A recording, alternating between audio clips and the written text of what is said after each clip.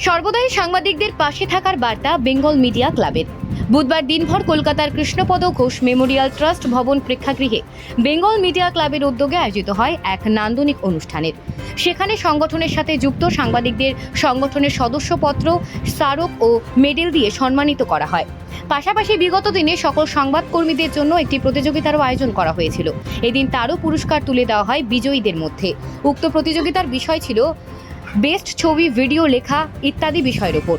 পাশাপাশি সংবাদকর্মীদের জন্য একটি বীমার ব্যবস্থা করা হয় এই সংগঠনের তরফে। এদিনের এই অনুষ্ঠানে উপস্থিত ছিলেন বিশিষ্ট কবি অরুণ চক্রবর্তী, ফ্যাশন ডিজাইনার পারমিতা ব্যানার্জি, গৌরীশঙ্কর দাস, কৌস্তব মজুমদার, দিব্যেন্দু ঘোষ, রাহুল আমিন, তমাল নাথ ও সংগঠনের সম্পাদক কৌশার আলী প্রমুখ। সম্পাদক কৌশার আলী জানান, সাংবাদিকেরা যেভাবে দৌড়ে কাজ করে সেখানে যে কোনো সময় বিপদের সম্মুখীন ঘটতে পারে দুর্ঘটনা।